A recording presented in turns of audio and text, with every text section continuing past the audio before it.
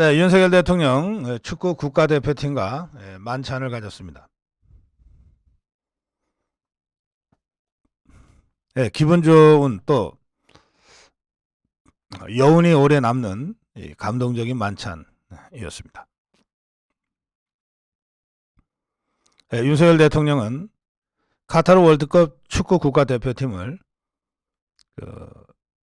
국민들한테 공헌으로 돌려드린 그 청와대, 옛날 청와대에 있는 영빈관으로 초청을 해서 만찬을 함께 했습니다. 벤투 감독과 코치진, 그리고 주장 손흥민 선수를 비롯한 21명의 대표팀, 그리고 월드컵 대표팀을 지원하는 지원 인력들이 전원 참석했습니다.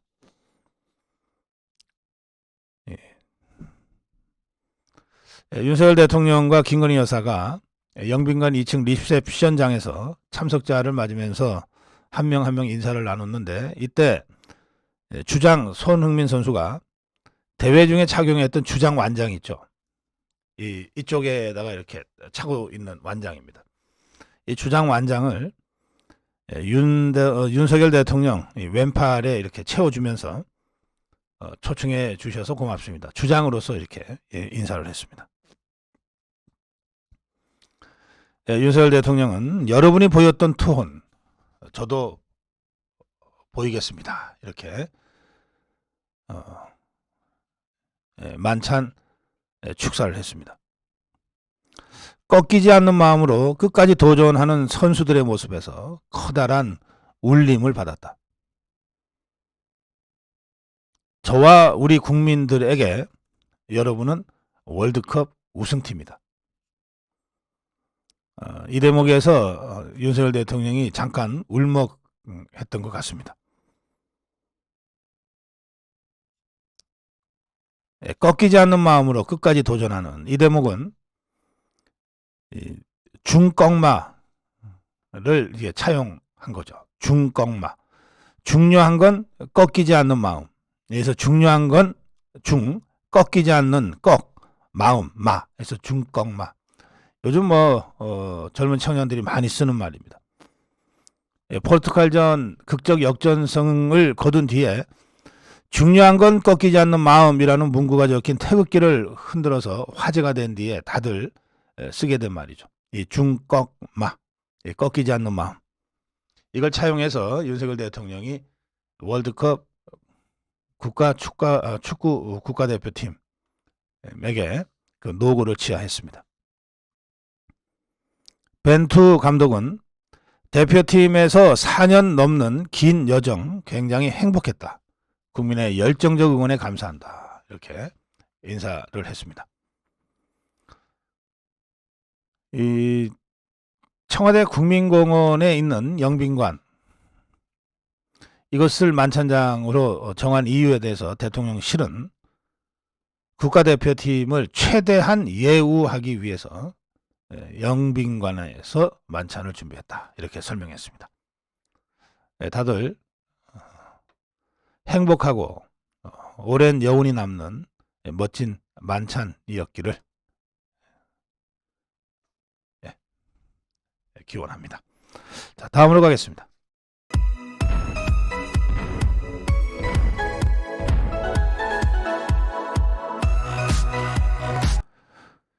민노총 정치 파업을 무산시킨 힘.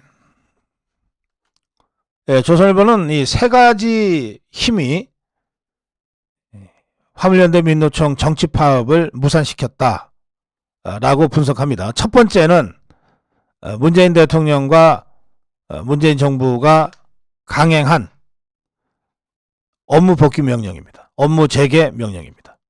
운송 재개 명령입니다. 정부가 지난달 29일 시멘트 화물 기사들에게 업무 개시 명령을 발동하자 그 다음 날부터 운송 복귀를 하는 기사들이 늘기 시작했습니다. 그러니까 정부의 명령이, 업무 개시 명령이 제대로 먹혔다는 뜻입니다. 그런데 당시 이 집단 운송 거부를 주도했던 화물연대 지휘부는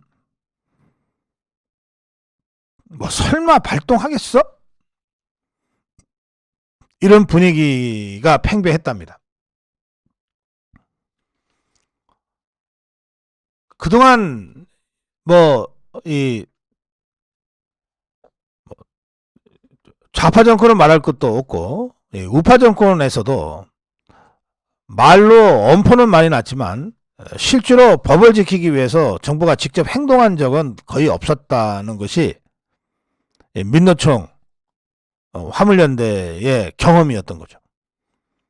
뭐 한다 그러는데 감히 하겠어?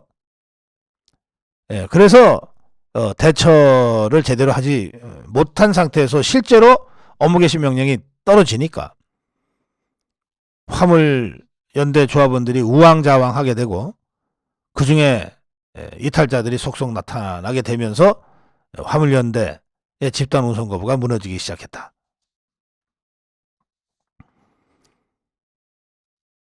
두 번째로 여론이 화물연대와 민노총에게 극히 부정적이었다. 갤럽 조사에서도 응답자의 71%가 화물연대가 우선 복귀해야 한다. 이렇게 대답을 했다는 겁니다.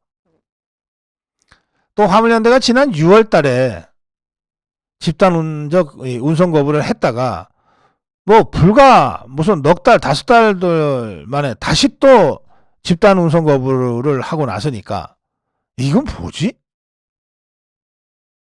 뭐 이렇게 상습적이지? 라고 하는 부정적 여론이 초기부터 만들어졌다는 거죠.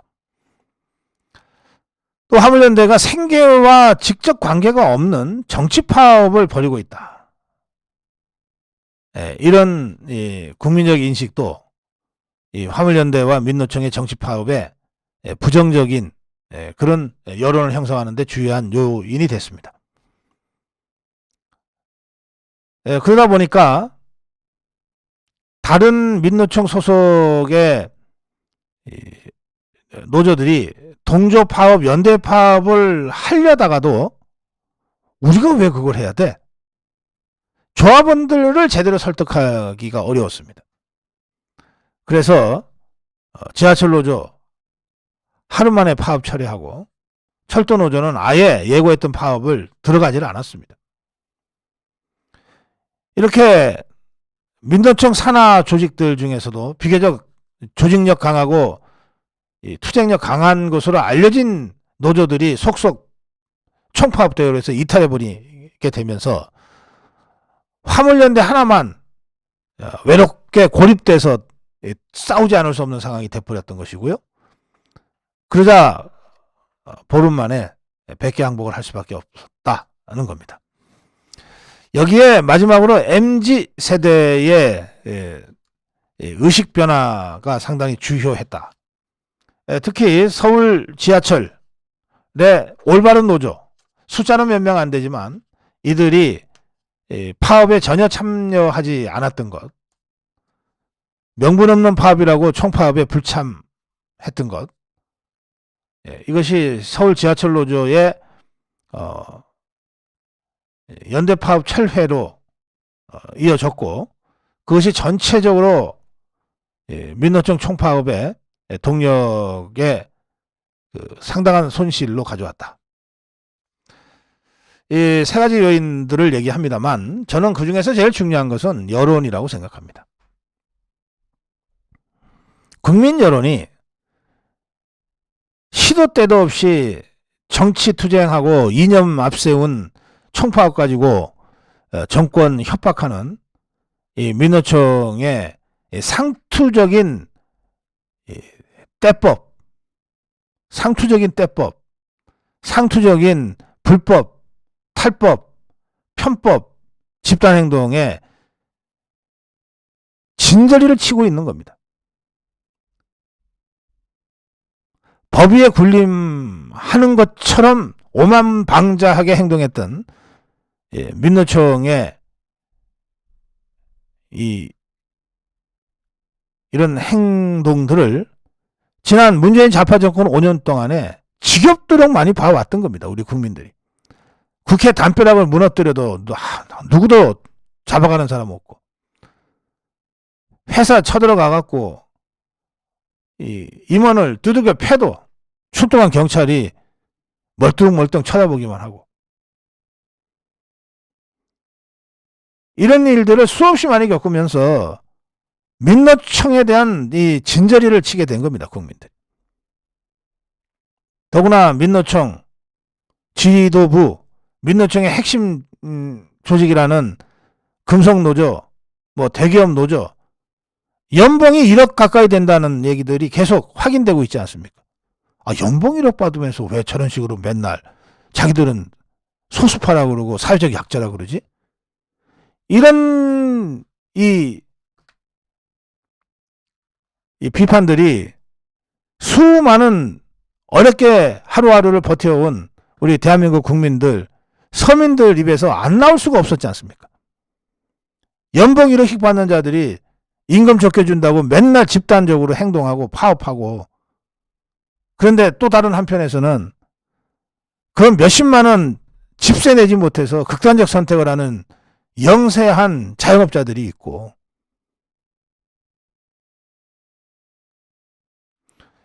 이런 민노총에 대한 부정적 인식과 비판적 민심, 이것이 이번 민노총 총파업, 정치투쟁, 이거를 힘 한 번 못 쓰고 무너지게 만든 가장 중요한 원인이다. 저는 그렇게 분석합니다. 그리고 그것을 정확하게 꿰뚫어보고 이제야말로 법과 원칙을 바로 세울 때다라고 처음부터 끝까지 일관되게 밀어붙인 윤석열 대통령의 리더십, 윤석열 정부의 원칙적인 대응이 총파업을 무력화시켰다. 민노총을 백기항복하게 만들었다. 그렇게 평가합니다.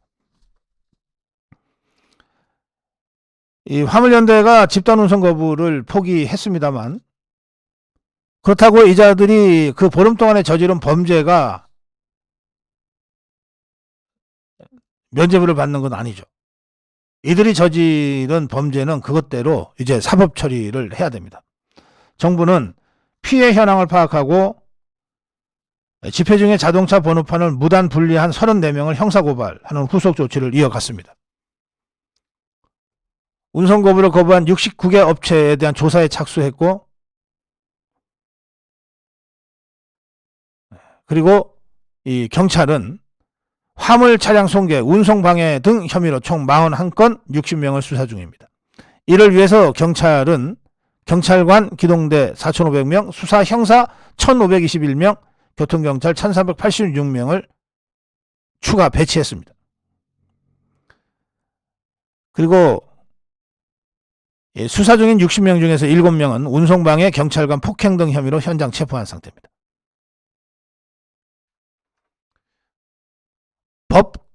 법이 살아있다.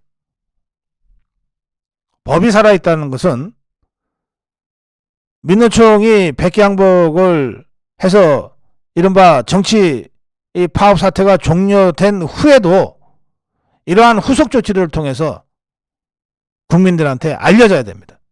당사자들한테 알려져야 돼요. 이제는 불법을 하면 사태 종료된 이후에도 내가 책임져야 되는 거구나. 그걸 몇몇 이 시범 사례 케이스를 통해서 정확하게 알려줘야 됩니다. 불법을 하려면 감옥 갈 각오하고 해라.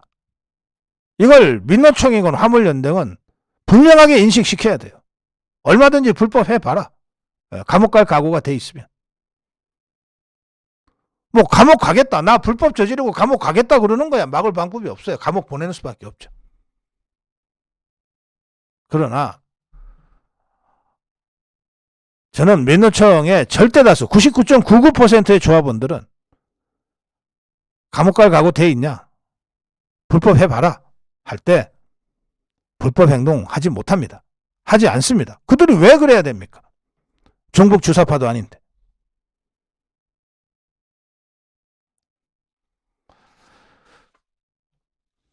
네, 다음으로 가겠습니다.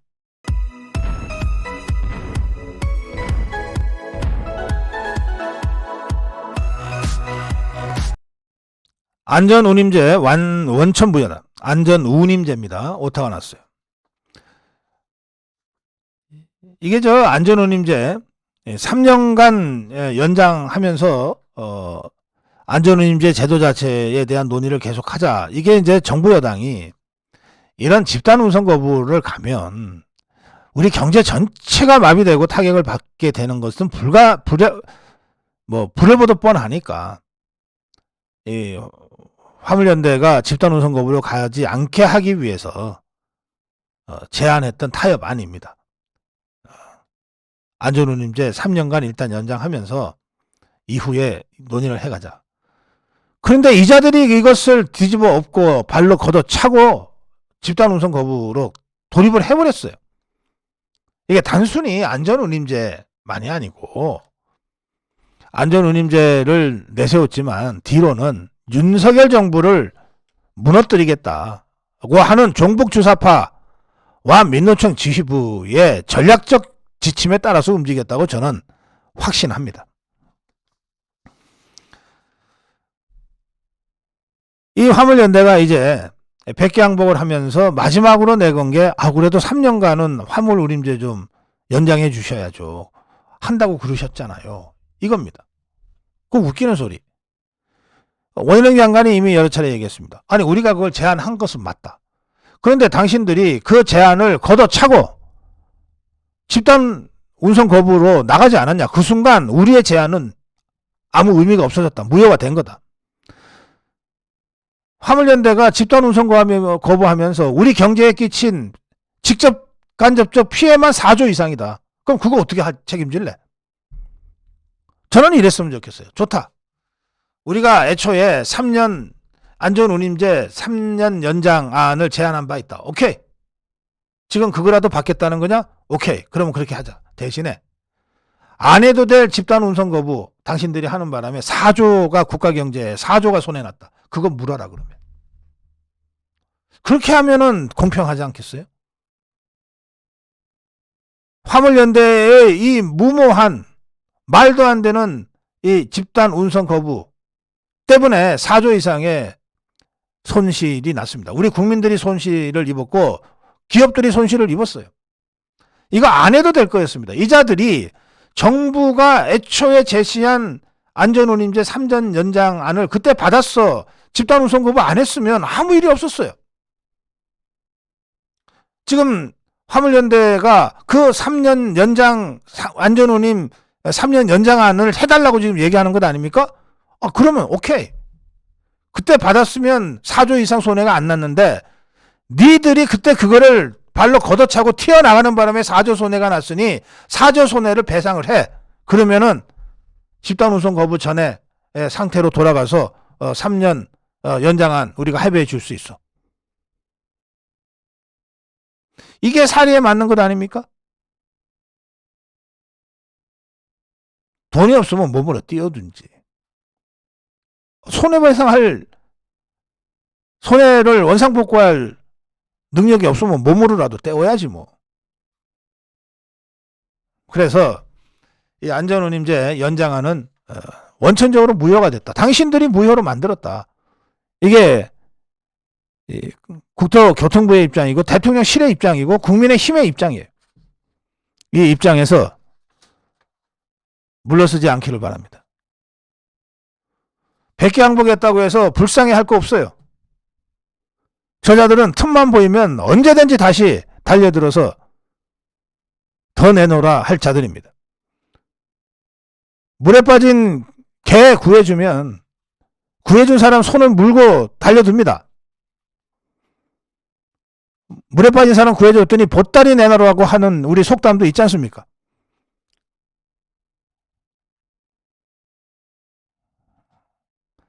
끝까지 법과 원칙을 지켜나가는 사태 수습이 돼야 된다고 말씀드립니다. 자, 다음으로 가겠습니다.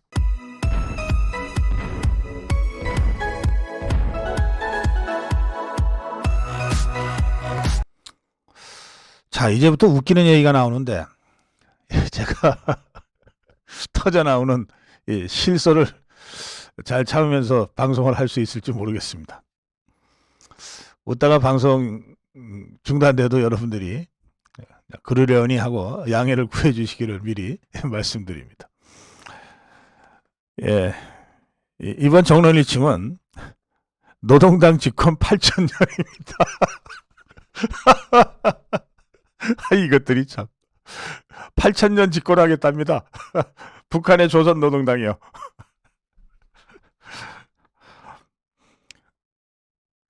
아마 북한에서 이 얘기하면서 저처럼 웃었으면 당장 끌려가서 총살 당했을 겁니다.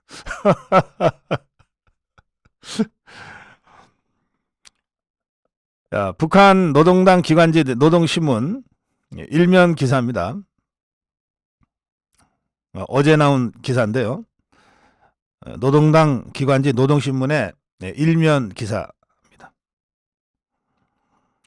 올해가 노동당 역량 강화, 획기적 변화를 만들어낸 해다. 이렇게 평가하면서 앞으로 8,000년을 더 집권해야 된다. 야, 총비서 동지께서, 이게 김정은입니다. 총비서 동지께서 새시대 당건설 방향을 천명하신 것은 전당 강화의 새로운 전성기를 열어나감으로써 당의 근 80년 집권사를, 지금까지 이것들이 80년 집권했다는 겁니다. 80년 집권사를 800년, 8,000년으로 이어나갈 수 있는 진로를 명시한 것이다. 역사적 사변이다.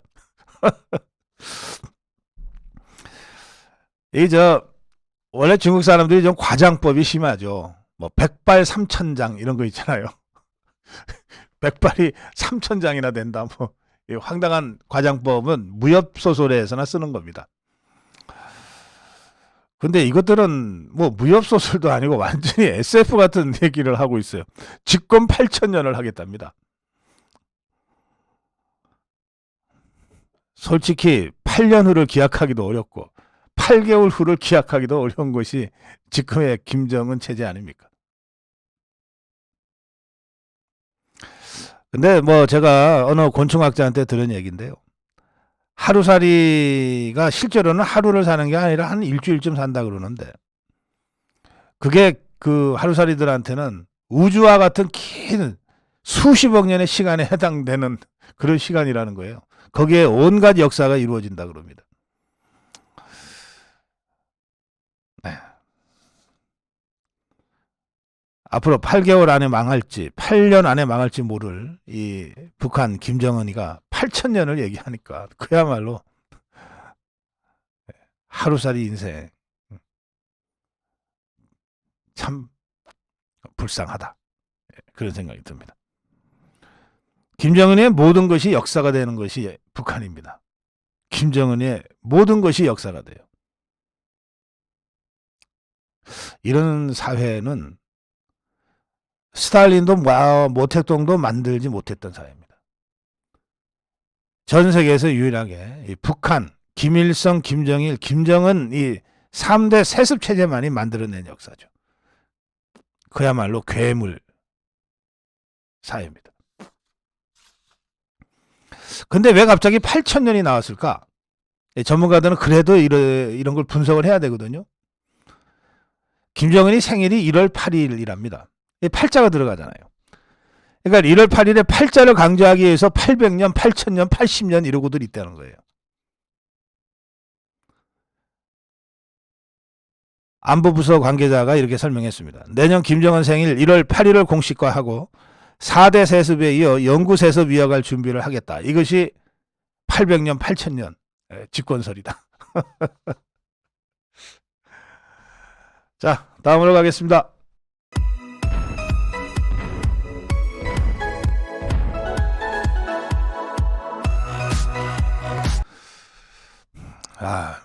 이건 더 웃기는 얘기인데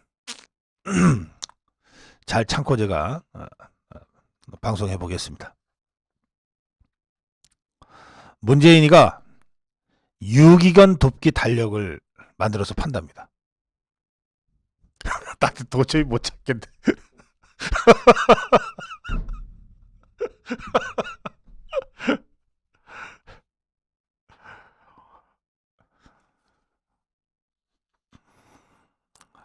뭐 일러스트로 이 탁상 달력 있죠? 책상에 놓고 있는 이렇게 한 장씩 넘기는 그 탁상 달력을 만들었는데, 문재인이하고 개하고 노는 일러스트들이 주로 나오는데요. 뭐 김정숙이도 나오네요. 그러면서 유기견 돕기 달력이라고 이름을 붙이고 프로젝트를 하고 있습니다. 텀블벅 펀딩이라고 하는 건데, 어떤 창작자가 나 이런 창작물을 만들고 싶어요. 그러면서 이 제작을 위해서는 예산이 어느 정도 필요하고 기간은 어느 정도 소요되고 어떻게 할 거예요 하면, 그 취지에 공감한 사람들이 후원을 해서 펀딩을 해주는 거예요. 돈을 만들어주면 목표 금액이 달성되면 그 모금액으로 이제 프로젝트를 진행하는 이런 텀블벅 펀딩 방식으로 문재인이가 유기견 돕기 달력을 만든다, 이렇게 프로젝트를 올렸어요. SNS에 올렸는데, 이걸 올린 자가 누구냐면 문다혜라는 자입니다. 지 아버지가 이 풍산개 2마리 잘못 갖다 버렸다가 아주 완전 인간 말종이 되는 것을 보고 지 딴에는 억울했는지, 우리 아버지가 개들을 얼마나 사랑하는데, 유기견들을 얼마나 사랑하는데, 그거를 이 유기견 돕기 달력 펀딩 이벤트로 어떻게 좀 만회해 보려고 이 짓을 하는 것 같습니다. 문대가 직접 기획했다는 것이고요. 이 탁상 달력의 프로젝트 제목은 당신과 함께라면. 당신과 함께라면. 그러면서 SNS에 공개됐던 문재인의 사진을 토대로 일러스트를 그렸다고 합니다. 그리고 이렇게 프로젝트를 해서 돈이 모이면, 또 이걸 팔면은 돈이 모이지 않겠습니까? 그러면 수익금을 유기견 보호단체 꽃순내 지킴이와 유기견 없는 도시라는 두 유기견 보호단체에 기부할 예정이라고 밝혔습니다. 프로젝트 소개말, 이거 문대가 썼겠죠? 이 문재인입니다. 그의 정치적 신념은 사람이 먼저다로 대표되지만, 그는 일상에서 살아있는 모든 것들을 귀하게 여긴다. 생화와 나무를 좋아하고. 이걸 쓰면서 이 문다의 유자는 이거 웃음이 나서 어떻게 썼을까? 산을 즐기는 그는 동물들에게도 진심이기에 슬로건을 동물이 먼저다로 바꾸어도 어색하지 않을 정도다. 퇴임 후에는 재임 기간 동안 함께 지냈던 6마리 반려동물들 모두와 이주했으나 불가피한 사정으로, 이건 설명 안 합니다. 무슨 사정인지. 불가피한 사정으로 현재는 4마리의 반려동물들과 평산에 살고 있다. 이 프로젝트는 반려동물을 보내는 과정을 옆에서 지켜보는 중에 진심이 호도되는 것에 대한 안타까운 마음으로 시작됐다.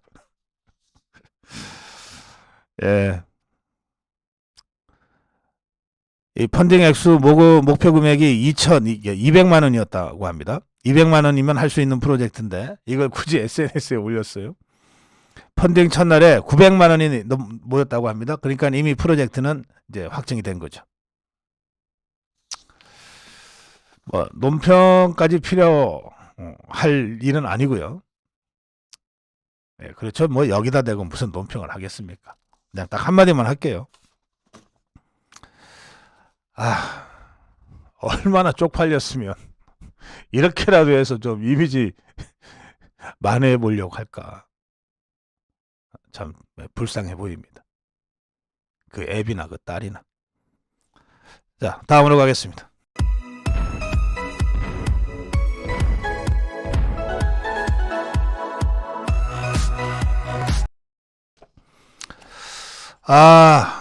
이게 정치 실력이 안 되니까 이 좌파들이 허구한 날 허위 정보 가짜 뉴스 가지고서 인신공격하는 것밖에 할 줄 모르는데, 이번에 또 김건희 여사를 공격하고 나섰습니다.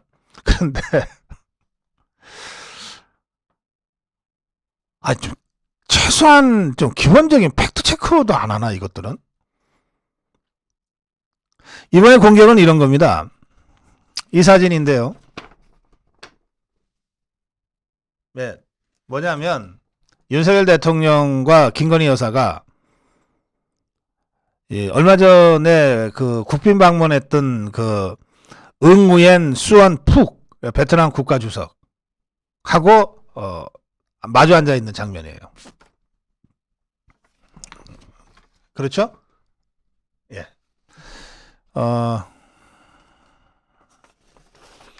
이제 여기가 윤석열 대통령이고요.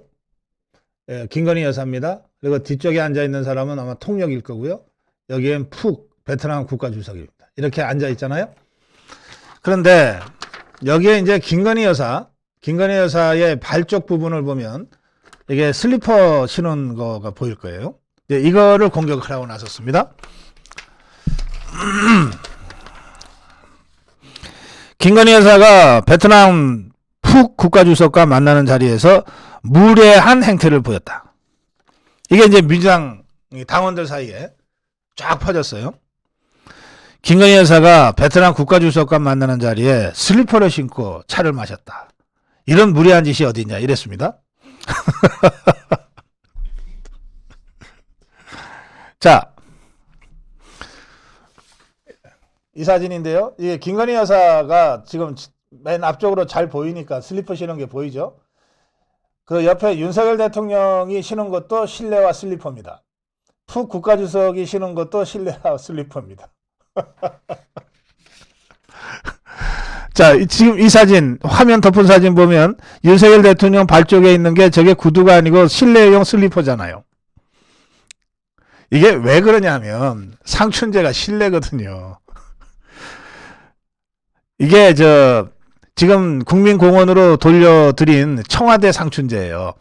이게 국빈 방문으로 해서 외국 정상과 환담을 하고 만찬을 하고 하기에는 지금의 대통령실이 좀 협소하고 그러니까 청와대 국민에게 돌려드렸지만 상춘제나 이런 곳은 국빈 방문할 때 행사로 지금 쓰고 있거든요. 그래서 청와대 상춘제에서 국가주석, 베트남 국가주석을 대접한 겁니다.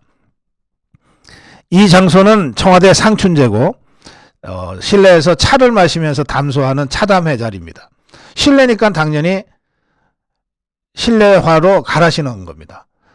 윤석열 대통령도 푹 주석도 그리고 김건희 여사도 실내화로 갈아 신은 거예요. 그런데 언뜻 보면은 김건희 여사만 실내화가 잘 보이고 푹 주석은 아예 발 쪽이 안 보이잖아요. 윤석열 대통령도 자세히 보지 않으면 저게 구두인지 실내화인지 잘 모르거든요. 그리고 색깔도 검은색이에요. 근데 김건희 여사 실내화는 여성 실내화니까 좀 색깔이 달랐어요. 약간 밝은 색깔이니까 이것만 눈에 띄었던 모양이야. 그러니까 어디 대통령인 국가주석 만나는데 실내화를 신고 나타나 무례하다. 이러고 공격을 시작한 겁니다.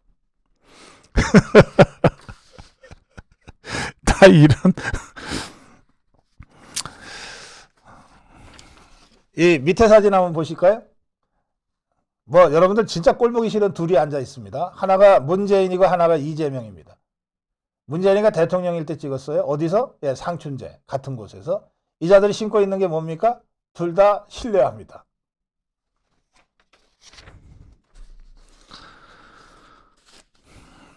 상춘제 바깥에서 이 푹주석과 윤석열 대통령 김건희 여사가 찍은 사진이에요. 세 사람 다 정장 신발 구두 신고 있죠.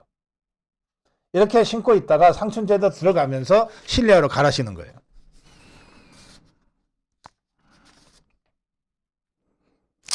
뭐 제가 뭐 더 설명할 게 있습니까? 이거를 퍼뜨린 자가 누구냐면 블루다이아라고 하는 이 모임인데 정치개혁 준비된 더불어민주당 권리당원 모임입니다. 줄여서 정준모. 여기 페이스북에 이런 식의 공격을 했고 이렇게 글을 올리자 댓글들이 쫙 올라왔다는 겁니다.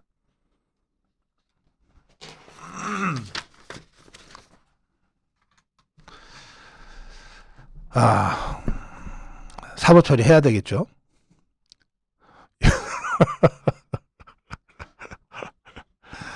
자.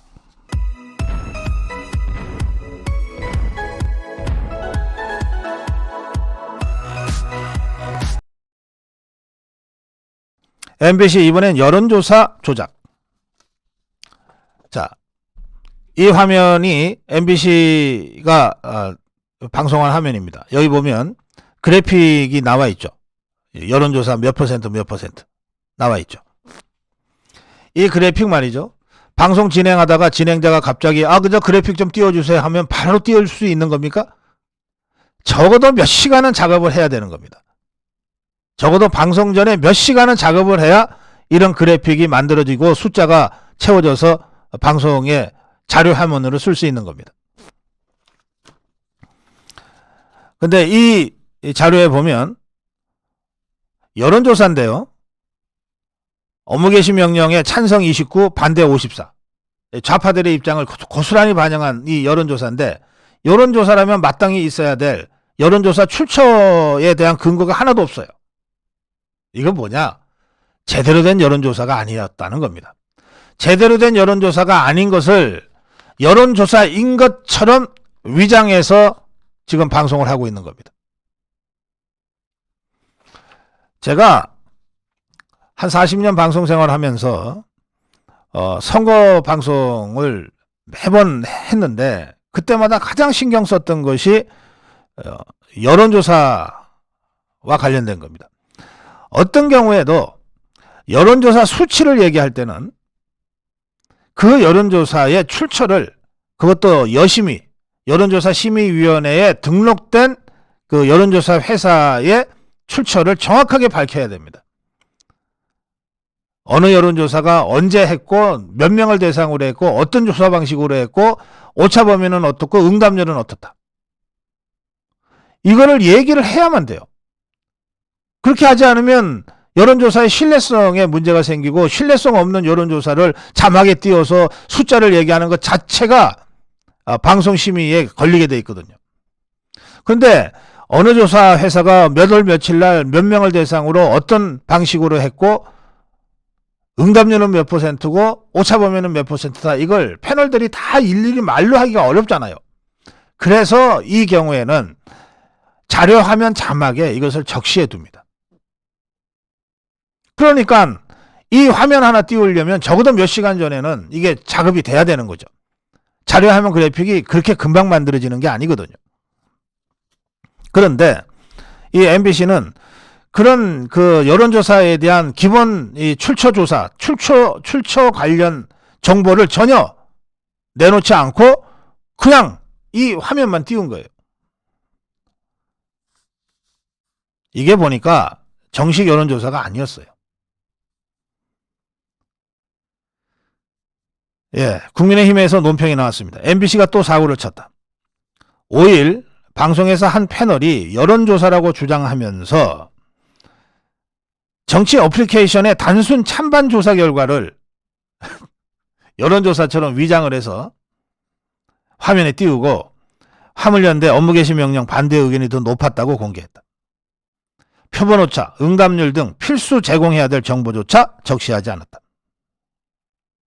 이것은 방송심의규정 제16조 위반이다. 방송심의규정 제16조, 여론조사 결과를 방송하거나 통계조사를 방송할 때는 표본오차, 응답률 등을 시청자가 명확하게 인식할 수 있도록 해야 한다. MBC도 이 점을 분명히 인식하고 있었어요. 분명히 인식하고 있었기 때문에 진행자가 말이죠, 이거 법적으로 여론조사가 맞는지 하고 패널한테 묻기까지 했어요. 뭐 미심쩍었다는 거예요. 그런데 이것도 쇼입니다, 제가 보기에는. 자, 진행자가 이런 여론조사가 갑자기 패널이 갖고 나올 줄 모르고 있었다가 갑자기 여론조사를 패널이 들고 나오니까 그거 법적으로 여론조사가 맞냐? 라고 물어본 것처럼 돼 있잖아요. 그러면 이런 자료 화면이 나올 수가 없어요. 그러면 이런 자료 화면이 나올 수가 없습니다. 또 패널들이 방송국에 출연을 해서 준비를 할 때 이걸 패널이 만들어 갖고 온 이 판넬이라고 하면 그걸 작가들이나 PD들이 못 볼 수가 없잖아요. 그래도 이만 정도 큰 판넬을 갖고 올 테니까 판넬이 뭔지 보게 됩니다. 이 판넬을 쓸 수 있는지 없는지 패널이 물어보게 돼 있어요. 그럼 당연히 이게 어느 조사입니까? 아, 그래요? 응답률이나 또는 여론조사 방식, 오차율 같은 거가 적시되어 있지 않은 정식 여론조사가 아닌가요? 아, 그러면 방송에 못 씁니다. 이렇게 제지하게 돼 있어요. 방송의 기본입니다. 사전에 걸릴 수 있었다는 겁니다. 패널이 갖고 온 판넬이라 하더라도 당연히 그런 절차를 거쳐서 걸렀어야 되는 거고, 이걸 만약에 MBC가 화면에 그래픽으로까지 만들어서 화면에 띄운 거라고 하면 사전에 제작됐다는 것 아닙니까? 어느 쪽이든 진행자가 마치 처음 보는 듯이 아, 그거 법적으로 여론조사가 맞나요? 라고 물어봤다면 이건 쇼한 겁니다. 다 알면서 짜고 친 거예요.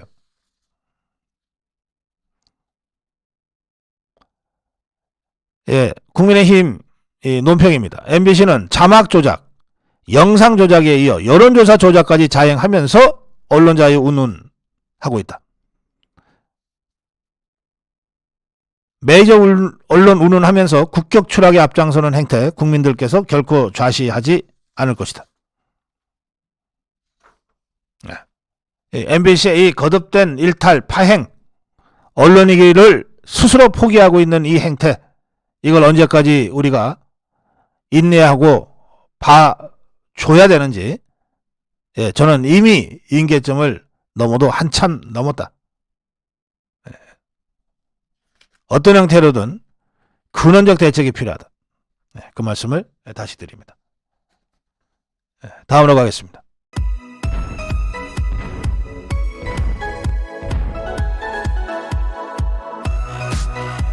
MBC의 폐륜적 반인권 범죄.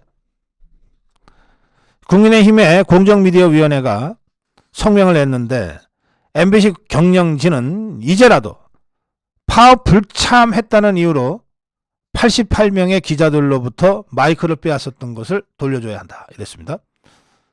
고용노동부가 MBC의 인사횡포와 부당노동행위를 공식 인정했다. MBC가 마이크를 빼앗은 88명의 기자들에게 마이크를 돌려주라. 이렇게 입장 표명을 했습니다. 1917년입니다. 1917년 민노총 언론노조와 당시 최승호 경영진이 합작한 파업 불참자 직무배제 인사. 이것이 부당했다고 하는 것을 인정하고 기소 의견으로 검찰에 송치했습니다. MBC 노조에 의해 밝혀진 이들의 인사보복과 인권 유린이 가히 충격적이라는 건데요. 이 파업 불참자들은 최승호가 사장으로 부임한 후 2달 가까이 미발령 대기 상태로 있으면서 적폐청산이라는 명목으로 설치된 초법적 기구인 MBC 정상화위원회 조사에만 응하도록 명령을 받았습니다. 또 IT 기술 부서로 보내지거나 PD들이 해오던 주 조종실 야간 근무 교대에 배치되는 등 기자 본연의 업무와 무관한 일을 하도록 강요받았습니다. 이 최승호 경영진이 저지른 부당노동 행위는 셀 수 없이 많은데 이걸 결코 그냥 넘어가서는 안 된다는 겁니다. 파업 불참자 88명 기자들은 여전히 고통과 상처를 안고 있고 언론노조원이 주요 보직에 배치되어 있는 인사독점 행위가 아직도 현재 진행형이기 때문에 그냥 넘어가서는 안 된다. 이런 얘기입니다. 자, MBC가 저지른 이 불법 행위를 저는 결코 용서할 수 없는 반인륜 패권 범죄라고 규정합니다. 왜 그런지를 설명하겠습니다. 대한민국 헌법에는 또 자유민주주의 국가들 대부분의 헌법에는 인간은 평등하고 그 인간의 기본권은 어떤 경우에도 차별받아서는 안 된다. 인종이 다르다거나 종교가 다르다거나 신념이 다르다거나 하는 이유 등등 그 어떤 이유로도 인간의 기본권은 존중되어야 하고 차별받아서는 안 된다. 이게 헌법적 선언입니다. 대한민국 헌법도 이렇게 선언하고 있어요.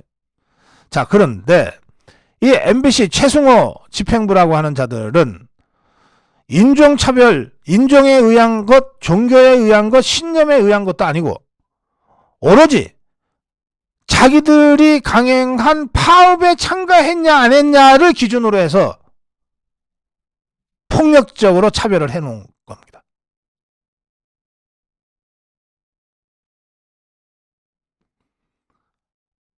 파업에 참가했냐 안 했냐라고 하는 그 기준 하나로 잔인한 차별을 하고 혹독하게 탄압을 했어요. 이런 행위야말로 우리 대한민국 헌법이 보장하고 있는 기본권을 말살한 용서할 수 없는 반인륜 폐륜 범죄입니다. 헌법가치를 짓밟은 거예요.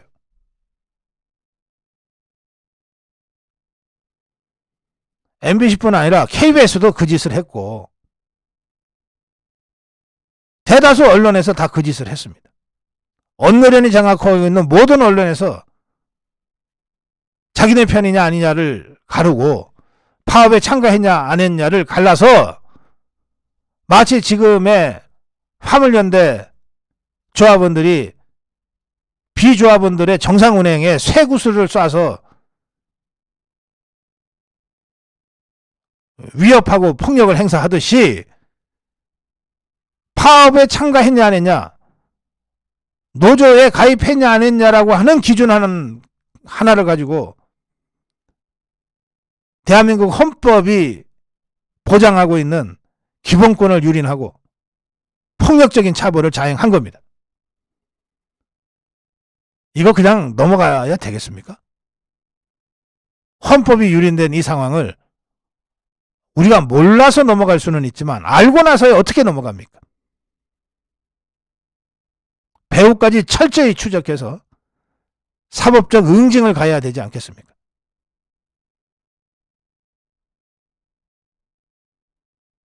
네. 예, 검찰이 수사에 착수한다고 하니 기왕 하는 수사 좀 제대로 하길 바랍니다. 뿌리까지 뽑아내야 된다고 생각합니다.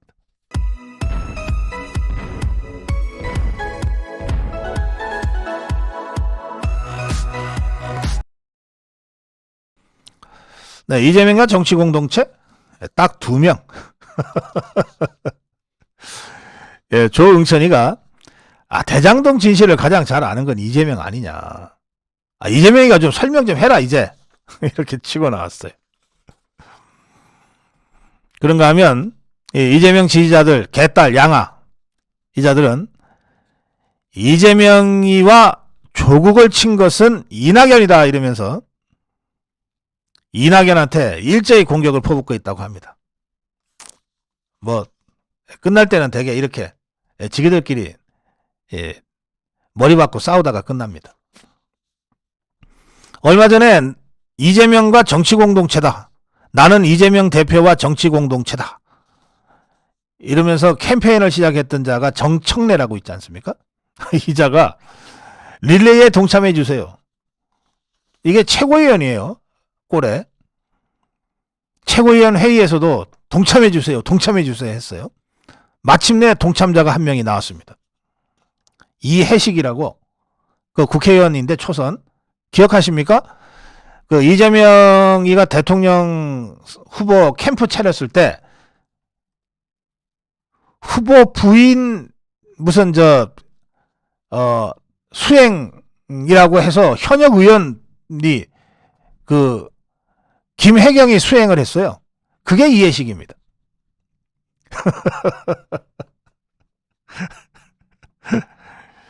이 이해식이 딱 하나가 이 캠페인에 동참을 했네요. 흥행 대참패. 국회의원 169명 중에 딱 2명. 정청래와 이해식. 이 기사가 좀 그러네. 중앙일보 기사인데 이걸 뭐 퍼센트까지 계산을 했어요. 1.2%. 처음부터 야 그게 뭐냐. 아니 그럼 무리수가 통하냐. 라고 다들 한심해 했는데 네. 더불어민주당의 국회의원들의 마음이 지금 이렇습니다. 자, 다음으로 가겠습니다.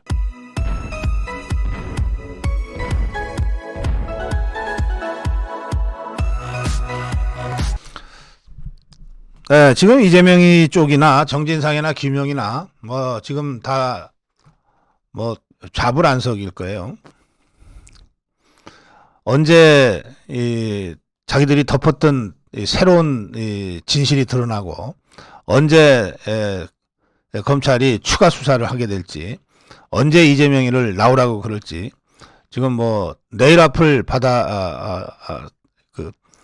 예측하기 어려울 정도의 아주 긴박한 수사 상황이 계속되고 있거든요. 이런 상태에서 이자들이 할 수 있는 것 중에 하나는 지지자들한테 호소하는 겁니다. 나 억울하게 지금 탄압받고 있다.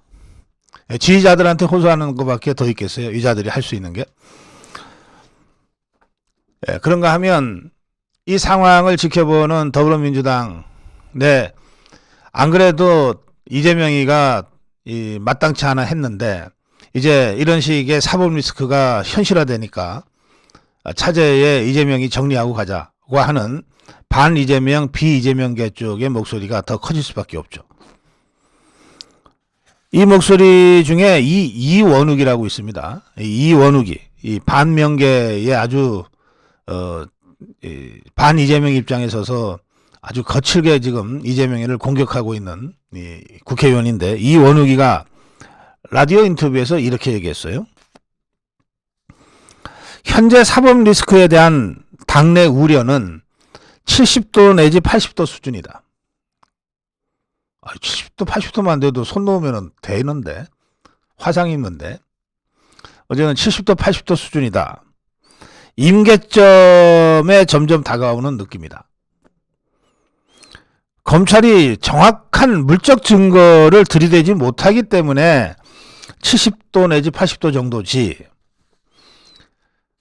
이제 이게 정치 탄압이 아니라 실제로 뭐 문제가 있다라고 느끼는 순간 임계점인 100도를 확 넘어버리게 될 것이다. 굉장히 심각한 얘기를 당 대표인 이재명을 향해서 한 겁니다. 그러면서 이재명이가 당 대표가 되고 난 100일에 대해서 이렇게 얘기했어요. 국민들이 생각할 때 측근들 방탄 빼고 한 게 뭐 있지? 라고 느끼지 않을까 싶다 이랬습니다. 그러니까 지난 100일 동안에 정진상이 김용이 보호하려고 이리 뛰고 저리 뛴 거 말고 이재명이가 한 게 뭐 있냐라고 국민들이 느끼지 않겠냐. 공정과 정의는 사라지고 정치 홀리건들의 기대는 모습만 보이기 때문에 사당화라는 얘기가 나오는 것 아니냐. 이렇게 아주 강력하게 비판을 했습니다. 이렇게 비판을 하는 쪽이 있다면 동시에 이재명을 지키겠다고 나서는 자들도 있겠죠. 그게 개딸들 아닙니까? 이재명의 강성 지지층 개딸이 아주 똘똘 뭉치기 시작했습니다. 그런데 이 자들이 뭉치게 만드는데 이 접착제 역할을 하는 게 하나 나타났어요. 그게 김용희가 보낸 그 편지입니다. 옥중에서 보냈으니까 옥중 편지라고 보통 부르는 건데, 옥중 편지는 아무나 쓰는 게 아니고요. 정치범 양심수들이 쓰는 겁니다. 이게 뇌물받은 파렴치한 뇌물범이 무슨 양심수 흉내를 내는지 모르겠는데 이런 식으로 해서 제명인의 마을에 올라가 있습니다. 김용희 동지들께. 나 참 이것들 영화는 많이 봐서 흉내들은 내네. 이렇게 김용희가 동지들께 하는 식으로 이 편지를 보내니까 이 개딸들이 어떻게 반응했겠습니까? 김용 지지 응원하는 손편지 쓰기 릴레이를 하자. 응원하는 셀카 찍기 해서 보내자. 그러면서 동시에 지금 이 개딸들이나 이재명 쪽은 뭐 윤석열 대통령 공격할 엄두도 못 내요. 지금 지그들 내부에서 터져나오는 반 이재명의 목소리를 우선 잠재워야 되거든요. 그래서 공격 타겟으로 잡은 게 이낙연입니다. 이원욱이든 누구든 다 저거 이재명이 똘마니들이다. 저 이낙연이 똘마니들이라고 보는 거죠. 그래서 개딸들은 지금 상황이 이재명이를 쫓아내고 이낙연이가 당권을 잡기 위해서 그 똘마니들을 시켜서 지금 우리를 공격한다. 이래서 이낙연이 미국에서 지금 들어올 생각도 안 하고 있는데 이낙연이가 지금 공격 타겟이 돼서 개딸들에 이러고 있습니다. 뭐 지들끼리 저렇게 치고받고 하는 거야 뭐 우리가 관여할 바도 아니고 개입할 바도 아닙니다만 참 하는 꼴들이 말이죠. 자, 다음으로 가겠습니다.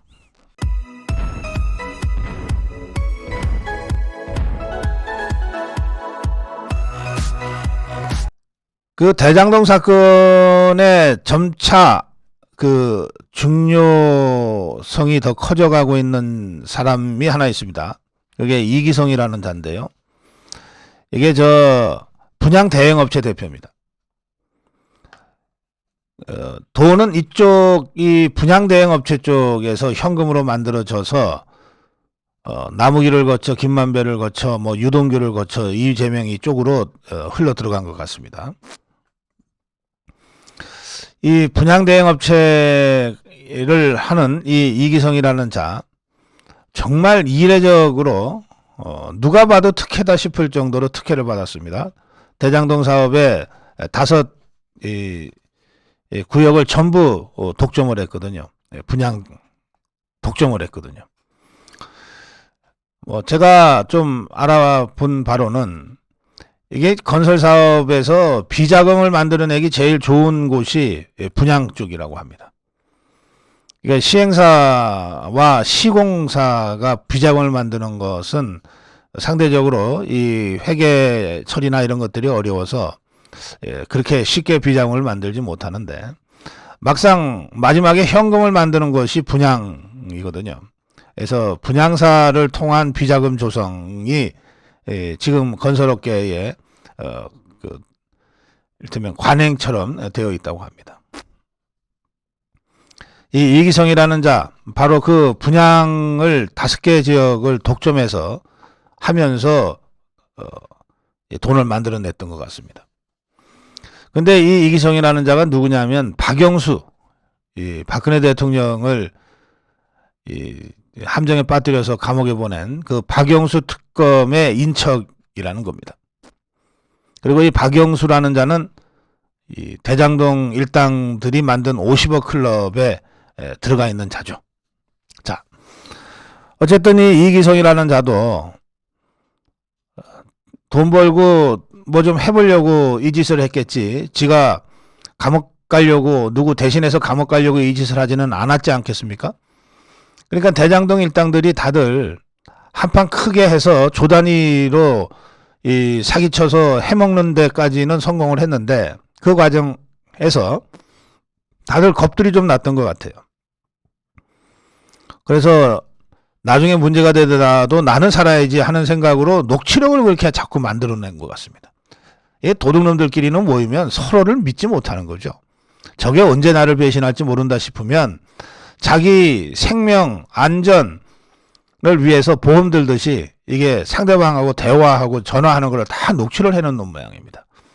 정영학이라는 자도 그렇게 녹취해서 정영학 녹취록이 나왔고 이 이기성이라는 자도 잔뜩 녹취를 해놨던 모양입니다. 그래서 이 이기성 녹취록이 검찰에 확보가 됐습니다.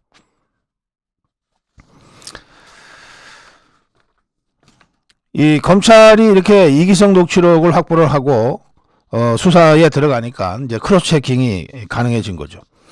정영학 녹취록, 이기성 녹취록. 검찰 수사에 도우미 역할을 톡톡히 하고 있다는 얘기입니다.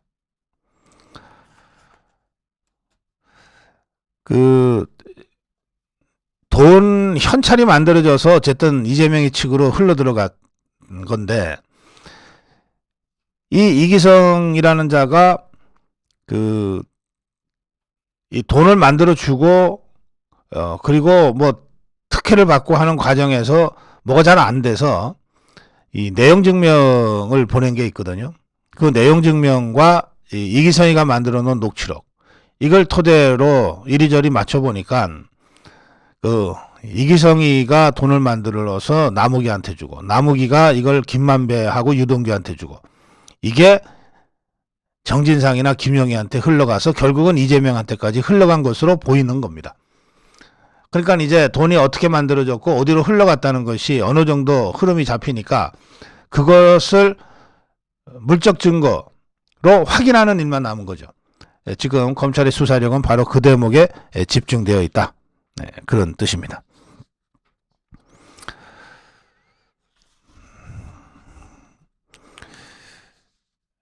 특히 이 이기성이라는 자는 녹취록뿐만 아니라 이게 내용 증명을 보낸 게 있거든요. 그러니까 이기성이는 토목업체 대표 나석규와 함께 20억을 마련해서 대장동 사업 인허가 로비 자금과 성남시장 선거 비용으로 쓰인다는 사실을 알고 건넸다. 이런 내용이 담긴 내용 증명을 보냈습니다. 그리고 이게 이제 검찰에 제출되어 있습니다. 이 내용 증명이 오자 유동규는 나무기한테 내용 증명을 보낸 거거든요. 유동규는 이기성이 나무기한테 내용 증명을 보냈을 때 나무기를 불러서 야 빨리 돈 주고 조용히 시켜 라고 말했다. 이렇게 지금 진술했습니다. 이게 뭐냐면 이재명이, 정진상이, 김용희, 유동규도 그때까지는 이자들과 의형제를 맺은 한패였거든요. 이자들이 어쨌든 뭐 이재명이 성남시장 재선시키려고 뭐 경기지사 만들려고 대통령 만들려고 돈을 계속해서 쪼아서 받아냈는데, 그런데 돈을 만든 이기성이나 또는 지금 토목건 업체라고 되어 있는 나석규, 그 다음에 이 자들이 돈을 직접 준 나무기, 김만배 등등과 서로 분쟁이 있었던 거예요.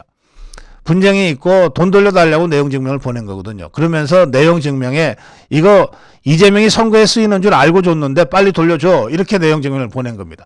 그러니까 돈을 받아서 쓴 유동규, 정진상, 김용, 이재명이 입장에서 보기에는 이게 시급할 일이죠. 밑에 것들이 돈 만들어 놓고 조용히 입 닫고 있어야지 지그들끼리 분쟁이 나서 내용 증명을 보내고 막 이러니까. 그러니까 유동규가 나무기한테 야 빨리 돈 주고 조용히 시켜 라고 했다는 겁니다. 이제 이 대장동 일당들과 그 밑에에서 돈을 만들었던 자들의 전체 그 그림이 대충 나온 것 같고요. 이걸 정영학 회계사의 정영학 녹취록과 이 이기성이라는 자의 녹취록과 내용 증명, 이걸 가지고 앞뒤를 짜맞춰 보니까 대개 대장동 사건에 얼개가 잡힌다. 이제 이것을 입증할 수 있는 분명한 물적 증거들만 확보되면 된다. 지금 대장동 수사는 거기까지 가 있는 것 같습니다. 예, 거기까지 확인이 되면 그 다음에 남는 것은 이재명이 불러서 확인하는 거죠. 예, 그래서 이재명의 이 턱밑까지 검찰의 수사가 지금 나아가고 있다. 이렇게 우리가 보고 있는 겁니다. 자, 다음으로 가겠습니다.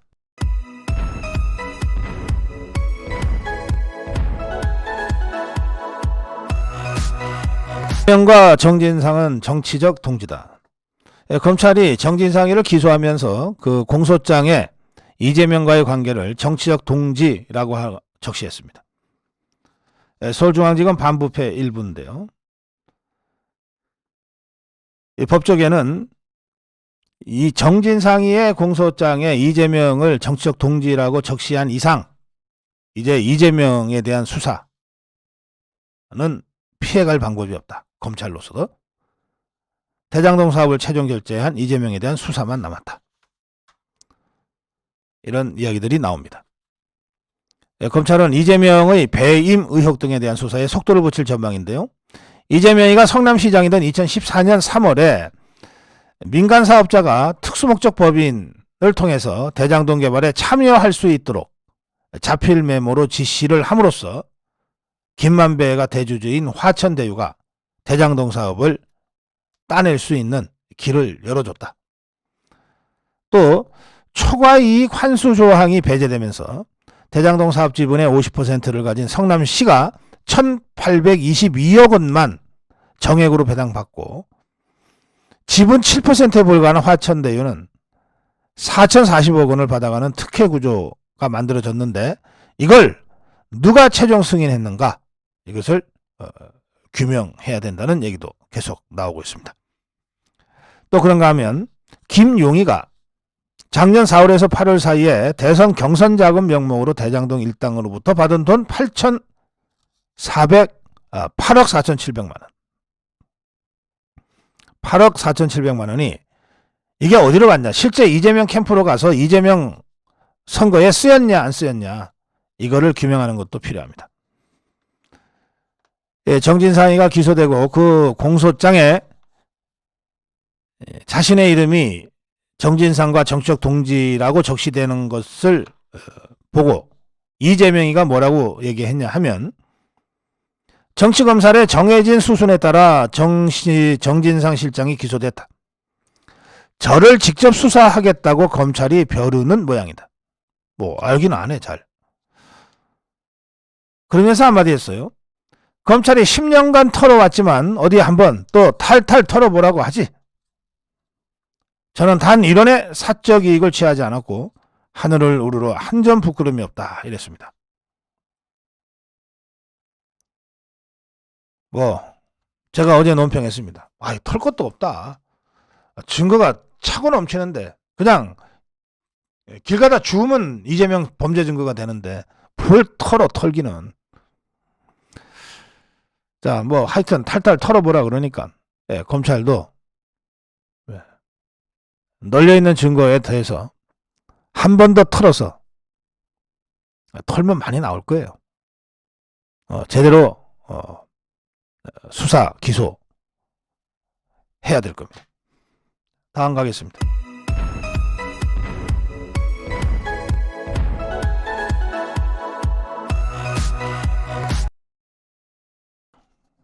네. 이재명 체제로 어떻게 총선 치르나. 지금 이런 상황인데 더불어민주당은 참 어수선할 수밖에 없어요. 당장 내일이라도 검찰에서 나오라 그러면 나갈 수밖에 없는 상황인데 어떻게 이 이재명이를 간판으로 해서 총선을 치르냐. 이게 제정신 조금이라도 있는 정치인이라면 누구나 다 고민할 수밖에 없는 그런 대목 아니겠습니까?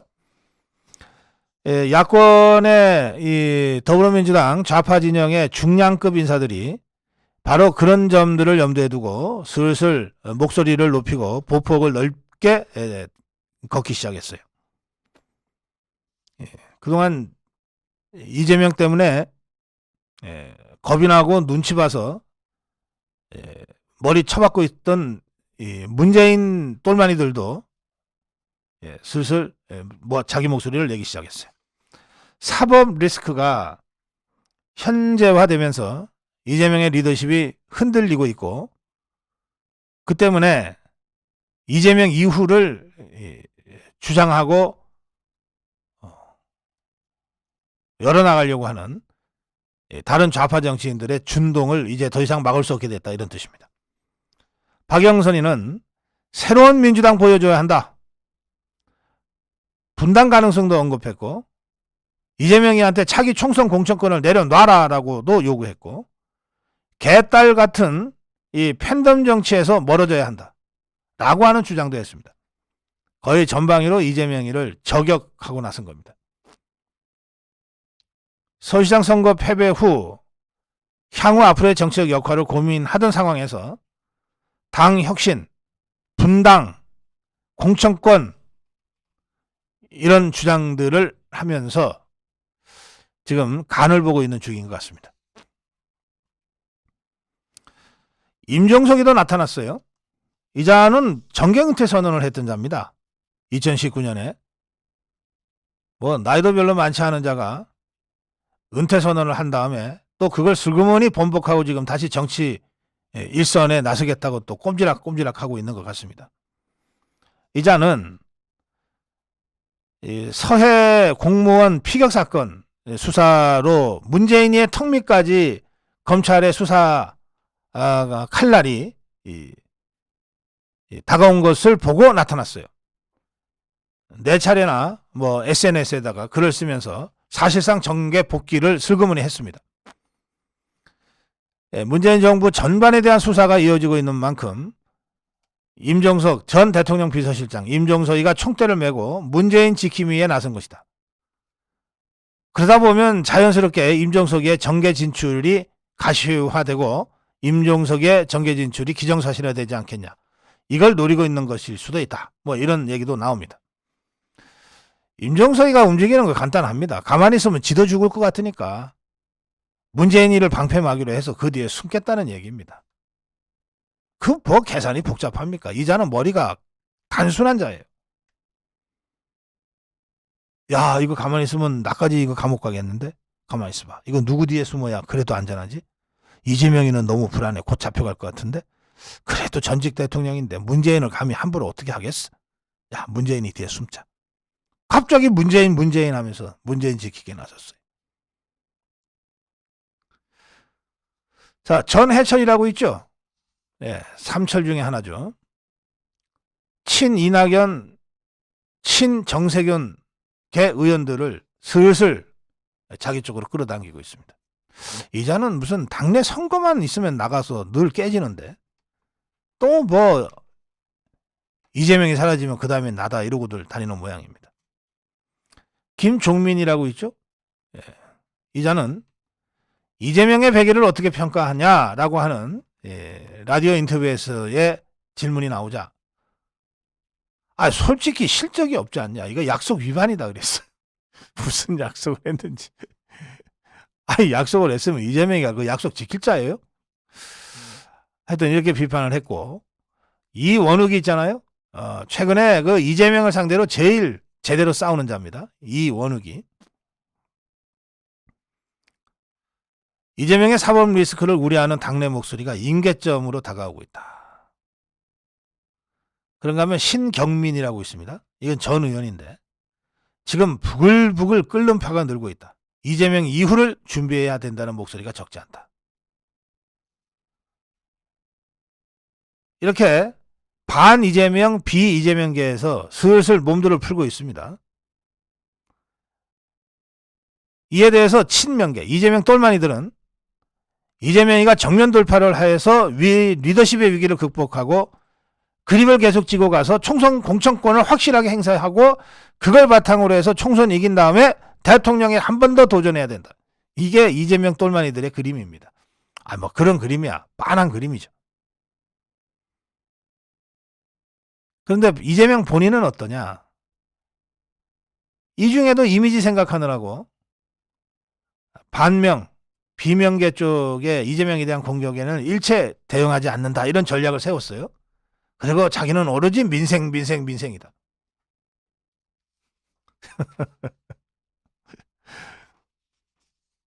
이런 이재명을 향해서 이원욱이가 돌려세웠어요. 돌려세우면서 직접 질문을 합니다. 지금 개딸들이 그 대장동 의혹을 이낙연계에 있는 윤영찬이가 최초로 제보했다. 이런 나무개 발언이 나온 다음에 개딸들이 이 윤영찬이를 막 집중 문자 폭탄하고 공격하고 있거든요. 그 얘기를 하면서 이원욱이가 이재명이한테 이렇게 얘기합니다. 글을 써요. SNS에. 지금 개딸들이 윤영찬을 공격하는 모습이 정상이라고 보는가? 아니라면 즉시 중지하라고 얘기하라. 뺄셈의 진영 정치, 뺄셈의 진영 개파 정치가 결국 대선 패배를 자초하지 않았냐. 그러면서 한마디 더 했습니다. 대통령 선거와 지방선거 패배에 대한 평가를 왜 안 하냐. 전국 선거를 2번이나 연속으로 져서 정말 많은 지지자 눈물을 삼켰는데 왜 평가조차 없냐. 정당은 팬덤 당원들만의 것이 아니다.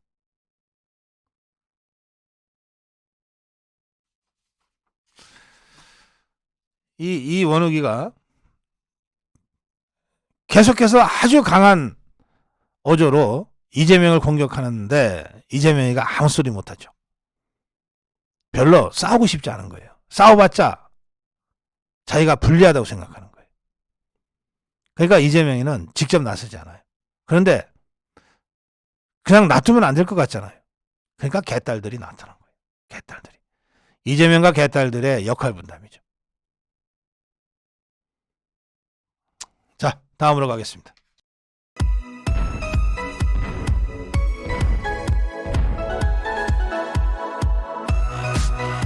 한동훈 장관이 문재인에 대한 수사를 강하게 시사하는 발언을 했습니다.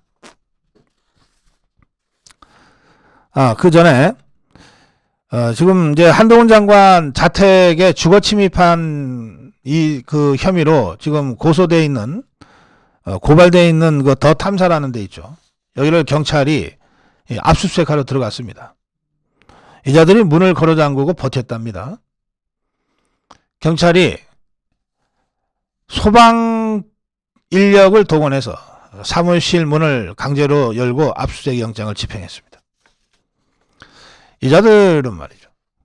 뭐 법도 눈에 안 보이는 모양입니다. 영장을 들고 갔으면 문을 열어줘야죠. 영장 들고 갔는데 문 걸어 잠그면 그러면 영장 집행하지 말라고. 그게 법치. 법 없는 나라가 되는 거지. 자, 뭐 압수수색은 그것대로 어제 국회 법사위원회에 한동훈 장관이 출석했는데 질문이 이렇게 나왔어요. 이제 서훈이가 구속되고 나니까 서해 공무원 피살 사건과 관련해서 그러면 문재인이도 수사할 거냐? 이렇게 질문을 했습니다. 한동훈 장관이 이렇게 답변했어요. 헌법과 법률을 초월하는 통치 행위라는 것은 민주국가에서 존재할 수 없다. 아무리 대통령의 통치 행위라 하더라도 그것은 헌법과 법률에 의거해야 한다. 그걸 어기면 대통령이라도 수사 대상이 된다. 이런 뜻입니다. 그러면서 검찰에서 투명하고 공정하게 수사할 거라고 생각한다. 이러고 난 다음에 한마디 덧붙였어요. 뭐라고 그랬냐? 한동훈 장관이 아주 공부를 열심히 하는 사람 같아요. 문재인 전 대통령께서 2003년 노무현이가 대통령 할 때 대북 송금 특검이 있었는데 그 당시에 민정수석이었다. 청와대 민정수석이었다. 그때 청와대 민정수석인 문재인 전 대통령이 뭐라고 그랬냐 하면 김대중 전 대통령께서 관여한 것이 드러난다면 유감스럽지만 책임을 지셔야 한다. 그 말씀을 했던 것으로 기억한다 이랬어요.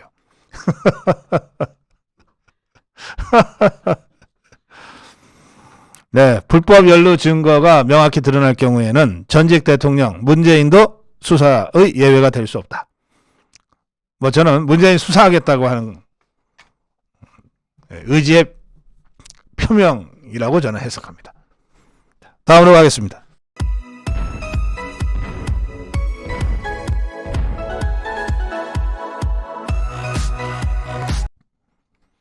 코이카의 철면피들. 코이카라고 하는 기구가 있습니다. 코이카.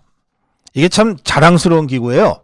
한국국제협력단입니다. 코이카. 한국국제협력단. 이게 뭐냐면 우리나라가 건국 이후에 많은 선진국가들로부터 지원과 후원을 받아서 여기까지 발전했잖아요. 그러니까 우리도 돌려줘야 되지 않냐 해서 후진국들이나 경제개발 도상국들 한테 여러 가지 경제 지원이나 또는 주로 이 인도주의적 지원입니다. 뭐 병원을 지어준다거나 하는 방식으로 우리가 이 국제적 기여를 하는 그 부분이 있는데 이걸 외교부 산하에 코이카라고 하는 이 공기업을 만들어서 거기서 전 세계에 바로 그런 이 국가적 지원을 하는 그것을 총괄하는 단체 조직을 만들어 놨습니다. 이게 코이카입니다. 그러니까 코이카 자체는 대한민국이 이만큼 성장하고 발전했다. 우리는 은혜를 잊지 않는 나라다. 이걸 상징적으로 보여주는 그런 기구입니다. 그런데 이 코이카에 이미경이라는 자가 이사장으로 있었습니다. 그 좌파 국회의원 5선인지 4선인지 5선인지 했던 그 여성 정치인이 있습니다. 이 이미경이가 그 코이카 이사장으로 있을 때 그때 이 이미경의 최측근으로 뭐 송모라고 하는 자가 상임이사로 있었습니다. 그런데 이 송모라는 자가 상임이사로 있으면서 코이카 직원들의 승진, 전보, 뭐 보직, 뭐 이런 걸 할 때마다 돈을 받아 챙겼다는 겁니다. 모두 22명으로부터 이런 식으로 승진시켜줄게, 뭐 좋은 자리로 보내줄게. 이게 해외 지사들이 많잖아요. 그러면 가고 싶어하는 선호 해외 지사들이 따로 있잖아요. 너 거기 보내줄게 해서 22명으로부터 3억 8,500만 원을 받았습니다. 뇌물 수뢰한 거죠. 이게 감사원 감사에서 적발이 됐습니다. 올해 3월 4월에 코이카를 상대로 감사를 벌였는데 이 3월 4월이면 아직 윤석열 정부가 출범하기 전입니다. 이 문제가 된 송모라고 하는 자는 사회적 가치 경영본부 이사입니다. 참 사회적 가치 경영, 어느 부서보다도 공정과 이 정의를 앞장서서 실천해야 될 부서의 이사입니다. 이자가 직원 22명으로부터 온갖 이 인사 관련 특혜를 베풀어 주는 대가로 뇌물을 3억 8,500만 원을 받은 겁니다. 이 송모라고 하는 자, 이 자가 부산에서 활동을 했는데 문재인이가 부산에서 변호사로 활동할 때 부산 YMCA 사무총장을 지냈어요. 부산 YMCA. 제가 누군지 이름을 들으면 알 것도 같은데 그냥 성만 나와 있어서 제가 누군지 짐작을 못하겠습니다. 문재인이가 부산에 변호사로 있을 때 부산 YMCA 사무총장을 했다고 하니 지그들끼리는 상당한 커넥션이 있었을 겁니다. 2017년에 이미경이가 박근혜 대통령 끌어내리고 정권 잡았잖아요. 문재인이가. 그때 이미경이가 코이카 이사장이 됩니다. 그러면서 제일 먼저 만든 기구가 코이카의 적폐청산을 하기 위한 혁신위원회를 만들었어요. 그리고 이 송모라고 하는 자를 혁신위원회 위원으로 임명을 했습니다. 그래서 이 자가 칼을 휘둘렀어요. 칼을 휘두르고 나서 그 다음에 2월에 코이카의 아예 상임 이사가 돼서 자리를 잡고 앉습니다. 그리고 난 다음에 이자가 인사를 지 마음대로 전행하기 시작합니다. 제가 보기에 이미경이는 실권 없는 이사장이고 실제로 문재인이와 어떤 형태로든 부산에서부터 커넥션이 있었을 것으로 짐작이 되는 이 송모라는 자가 실질적으로 인사권 다 행사하면서 코이카의 실제 주인처럼 횡포를 부렸던 것 같습니다.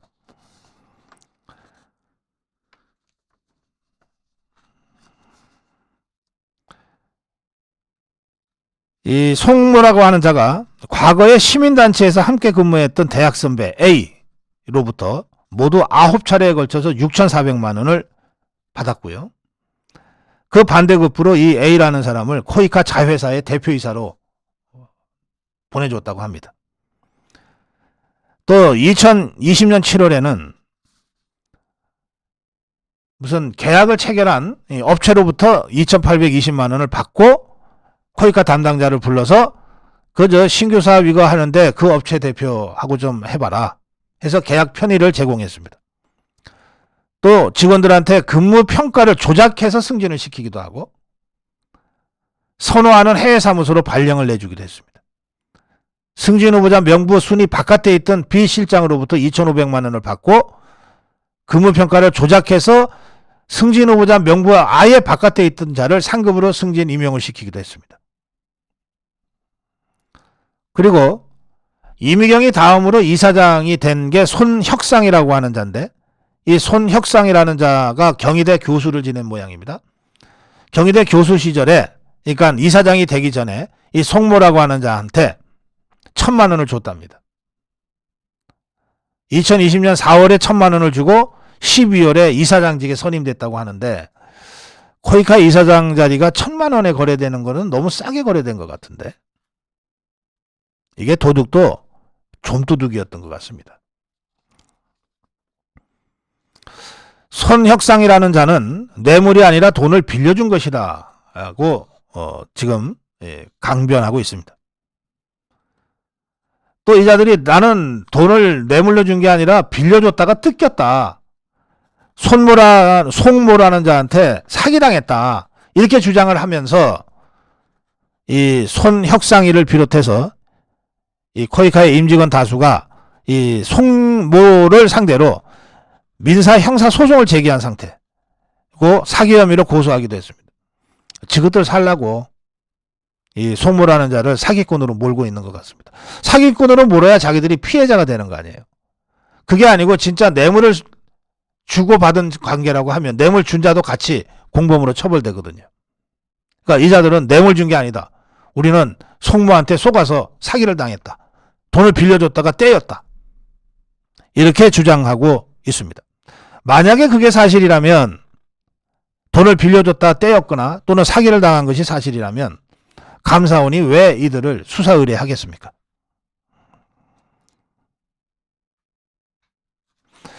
이게 문제가 됐습니다. 이미 2020년 말에 문제가 됐어요. 코이카가 이 송모라고 하는 자에 대한 조사를 해서 업무 정지를 시켰어요. 직무 정지를 시켰어요. 그리고 면직 처리했어요. 그런데 뭐 중대 사안은 없다고 하면서 면직 처리하는 것으로 꼬리 잘라버리고 끝냈습니다. 그래서 당시에 이 송모라는 자의 이 파렴치한 범죄를 별것 아니다라고 꼬리 잘라서 정리를 한 당시 코이카 간부들에 대한 추가 수사도 불가피해졌다. 제가 이런 사건을 전할 때마다 말씀드리는 건데, 이것들 말이죠. 정말 이 좌파 기생충들이 득실거리지 않은 곳이 없어요. 어디를 갔다 조금만 덮치기만 해도 이렇게 고약한 냄새들이 나고 악취가 진동하고 구더기가 버글버글 끓고 있습니다. 코이카 같은 정말 우리나라의 그 발전을 상징하는 이 기구까지 이렇게 썩어 문드러졌다고 하니 정말 할 말이 없습니다. 자, 다음으로 가겠습니다.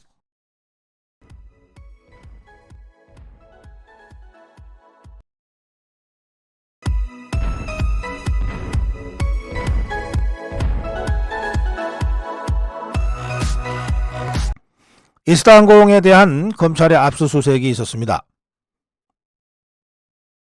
이상직 문재인 커넥션에 대한 조사를 위한 압수수색이었던 것으로 추정됩니다. 검찰은 이스타항공 본사를 압수수색했습니다. 이 이스타항공의 오너, 소유주 이상직이가 타이 이스타젯의 실소유주인가 아닌가를 확인하기 위한 차원의 압수수색이었다고 합니다. 이 타이 이스타젯은 문재인이의 딸 문다혜의 전 남편, 그러니까 서모라고 하는 자, 이 자를 전무이사로 취직시킨 회사입니다. 전무이사로. 이 서모라는 자가 뭐 전 사위였는지 현 사위였는지 뭐 분분해서 뭐 제가 전 사위라고 단정 짓기는 않겠습니다. 뭐 그건 개인적인 사정이니까 뭐 전 별로 관심이 없습니다. 어쨌든 이 자가 그 태국 타이 이스타젯의 전무이사로 덜컥 항공개통 경력이 전무한 이 서모라는 자가 덜컥 전무이사로 임명될 그 당시에는 문재인이 사위였던 것은 확실합니다. 그래서 당시에도 문재인의 사위 서모라는 자가 특혜 채용되지 않았냐, 이런 의혹이 제기가 됐었습니다. 이 서모라는 자는 증권, 게임업계 출신이고 항공업계 근무 경력이 전혀 없습니다. 그런데도 2018년 7월부터 2020년 초까지 1년 반 이상 태국의 저가 항공사 타이 이스타젯의 전무이사로 근무를 했습니다. 그 당시에도 이 타이 이스타젯이 이스타항공의 오너인 이상직이가 실소유주라는 의혹이 제기됐지만, 당시에 이상직이하고 문재인 청와대는 해당 의혹을 부인해 왔습니다. 이상직이는 이스타항공에서 71억 원을 빼돌려서 타이 이스타젯 설립 자금으로 썼다는 혐의로 이미 고발당해 있고, 검찰은 이 이상직이가 타이 이스타젯의 실소유주라고 하는 정보와 정황을 확보한 것으로 전해졌습니다. 그 정황을 확인하기 위한 압수수색이 이루어진 겁니다. 또 태국에서 이스타항공 표를 판매했던 이 박모라는 자가 타이 이스타젯의 대표가 됐는데, 이 박모라는 자는 이상직과 함께 서모, 문재인의 사위 서모의 특혜 채용에 관여한 인물로 알려졌습니다.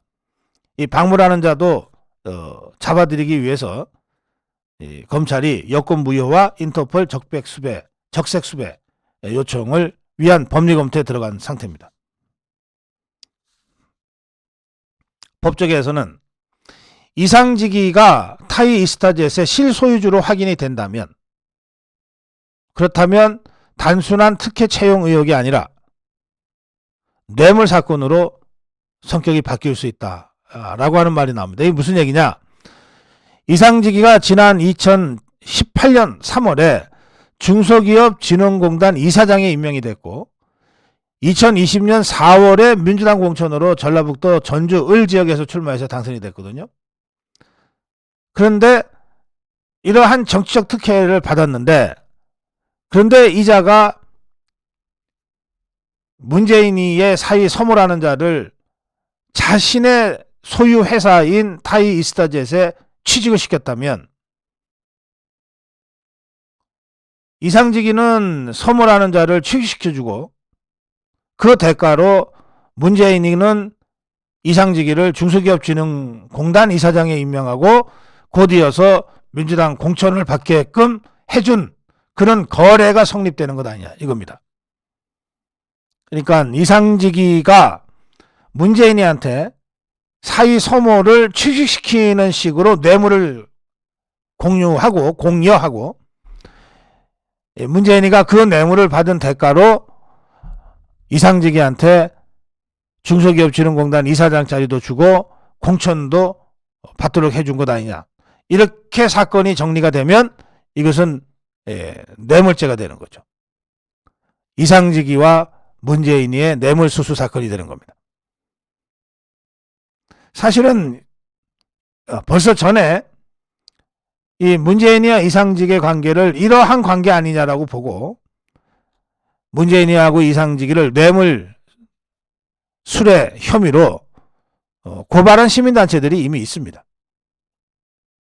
그러니까 이번에 검찰이 타이 이스타젯 실소유주가 이상직인지를 확인하기 위해서 이스타항공 본사를 압수수색해서 물적 정황들이 확보가 되면 이제 문재인 이상직 커넥션에 대한 수사로 들어갈 중요한 근거가 만들어진다.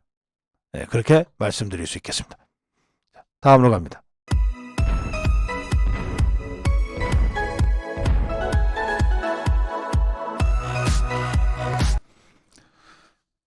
네, 수사 제기 명령을 받은 인국공 입찰 비리.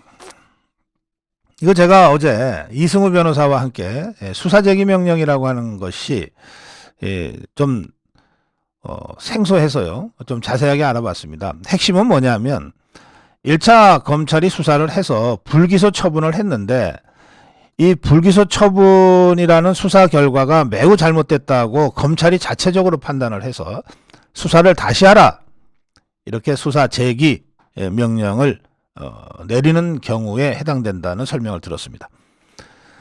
윤석열 정부 들어서 문재인 좌파 정권 때 대충 꼬리 자르기나 덮어주는 수준의 수사를 해서 당연히 마땅히 기소돼야 될 사건을 불기소 처분한 두 대표적인 사건이 대검으로부터 수사 재기 명령을 받았습니다. 그 하나의 사건은 추미애 아들의 그 군 휴가 특혜 사건이었고요. 또 하나가 바로 인천국제공항과 스카이 72 입찰 관련 이상직 연루 의혹 사건이었습니다. 두 사건 다 검찰이 불기소 처분을 해버렸는데요.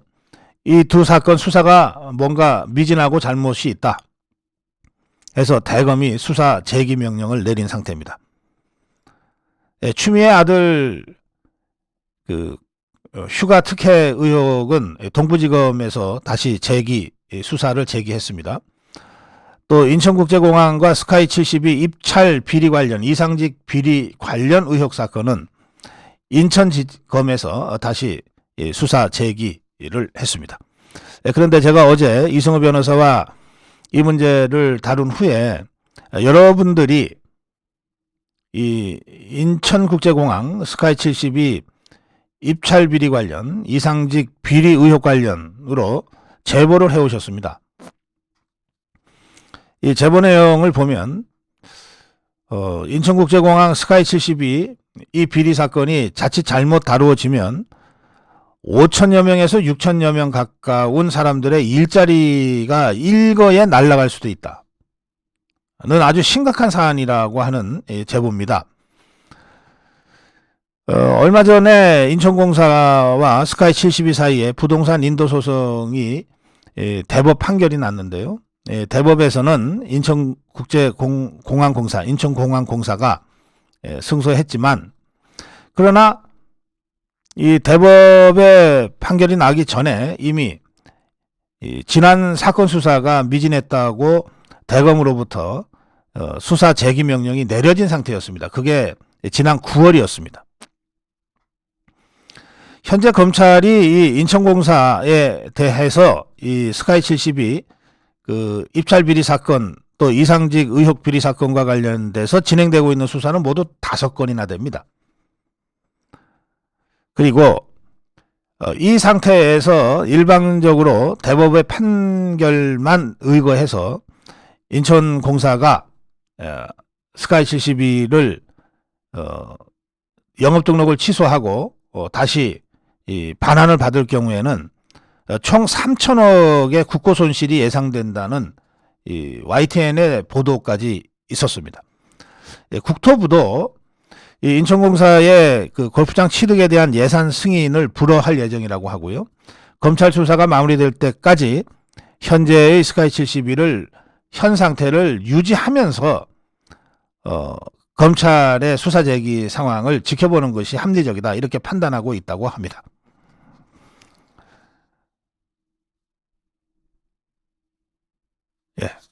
이런 상태에서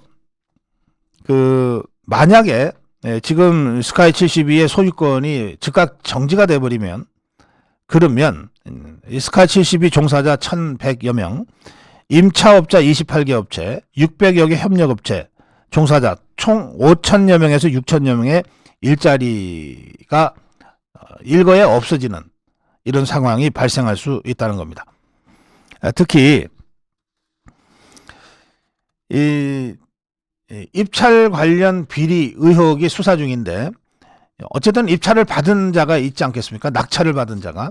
이 낙찰을 받은 회사 KMH, 이 KMH 배후에 이상직이 있고, 이들은 대법 판결을 근거로 현재 스카이 72의 영업권을 빨리 해지시켜서 자연스럽게 수천 명의 종사자들을 정리해고하는 것을 목표로 지금 움직이고 있는 것 같다. 이게 그 스카이 72에서 일하고 있는 근로자들의 걱정이자 입장입니다. 자, 이 문제와 관련해서 제가 또 다른 연락을 받았는데요. 자유대한호국단 오상종 단장이 저희 어제 방송을 보고 연락을 해왔습니다. 오상종 단장은 이미 인천국제공항의 전직 현직 사장을 이 사건 관련해서 배임으로 고발을 했고요. 이 고발인 조사를 이미 2번이나 받은 상태입니다. 그리고 그 골프장을 낙찰받은 KMH라는 회사요. 이 회사는 쌍방울 그룹과 함께 이재명의 변호사비 대납 의혹을 받고 있는 이 회사고, 알펜시아 리조트 입찰 비리와 관련된 회사이기도 합니다. 이 알펜시아 리조트 입찰 비리도 지금 수사 중인데요. 이 알펜시아는 그 강원도 평창에 있는 그 리조트 골프장입니다. 이거 최문순이가 있을 때 입찰 비리 의혹이 제기가 돼서 최문순 전 도지사, 최문순과 함께 이 KMH에 대한 검찰 조사가 진행 중입니다. 이 KMH와 연관된 KH그룹이라고 있는데요. 이게 이제 조폭 출신이 운영하는 거죠. 쌍방울과 아주 밀접한 관계가 있는 이 조폭 출신이 운영하는 KH그룹. 예, 이런 식으로 지금 얽히고 설켜 있는 입찰 비리 사건이고, 그 배후에 이상직이 있다는 겁니다. 근데 이상직 뒤에는 누가 있습니까? 예, 문다혜의 아버지, 예, 문재인이가 있습니다. 그래서 이게 그 조폭들이 연루된 그 단순한 입찰 비리 사건이 아니고, 그 배후에 있는 이상직이나 문재인이까지 생각하면, 또 제가 어제 이 스카이 72 그 운영권 낙찰 관련해서 여러 거론되는 사람들의 이름을 쭉 제가 열거를 해서 설명을 드렸는데, 이 점들을 감안하면 이건 거대한 권력형 비리, 권력형 비리, 이 게이트 수준의 권력형 비리로 폭발력이 있는 사안이 된다는 겁니다. 이런 점들 때문에 대검도 1차 검찰 수사 이 정도로 덮을 사안이 아니다 판단을 해서 수사 제기 명령을 내린 것으로 저는 판단합니다. 자유대한호국단 오상종 단장이 좌파들과 수많은 법정 투쟁을 하면서 여기까지 우리 자유파의 승리를 위해서 선봉 역할을 해왔는데, 이 오상종 단장도 이 사안이 간단치 않다고 보고 지금 인천국제공항 전직 현직 사장 2사람을 배임 혐의로 지금 고발을 한 상태입니다. 이 사안은 앞으로도 계속 커질 것이기 때문에 이번 수사 제기 명령을 통해서 사건의 실체적 진실이 다 밝혀지기 전까지 지속적으로 우리가 감시하고 사건 지켜보겠습니다. 고성국 TV는 자유파의 목소리를 대변해 왔습니다. 좌파와 이념 전쟁이 일상이 된 지금 고성국 TV는 더 적극적으로 좌파와 투쟁하고 자유파가 나아갈 길을 열어나가겠습니다. 우리 손으로 대통령을 만들었지만 아직 세상은 바뀌지 않고 있습니다. 고성국 TV는 여전히 좌파들의 음흉한 노란 딱지, 광고 탄압으로 여러 가지의 그 어려움을 겪고 있습니다. 자유파 국민 여러분, 한 달에 10,000원씩 후원하는 만만 회원이 되어서 고성국 TV를 지켜주십시오. 올 한 해 많은 분들이 후원해 주셨지만 10,000명의 회원이 되기까지 딱 2,000명이 부족합니다. 올해가 가기 전 2,000분만 더 만만 회원이 되어주십시오. 고성국 TV를 고성국 TV는 고성국 TV는 여러분이 곁에서 여러분과 함께 함께하면 정말 좋구나.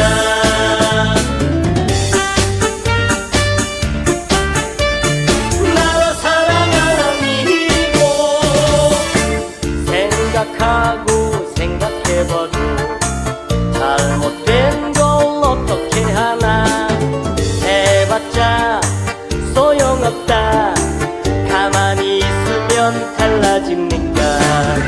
한 번도 못 혼나라. 오늘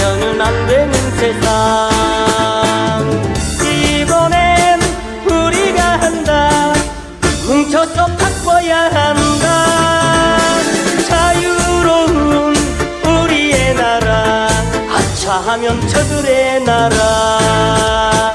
어림없다 걱정 없다 아미고가 지킨다.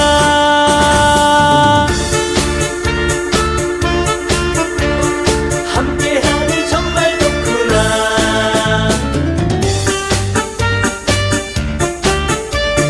나라 사랑하미고 생각하고 생각해봐도 잘못된 걸 어떻게 하나. 해봤자 소용없다. 가만히 있으면 달라집니까. 한 번도 못 본 나라 오면은 안 되는 세상. 이번엔 우리가 한다. 뭉쳐서 바꿔야 한다. 자유로운 우리의 나라. 아차하면 저들의 나라. 어림없다 걱정 없다 아미고가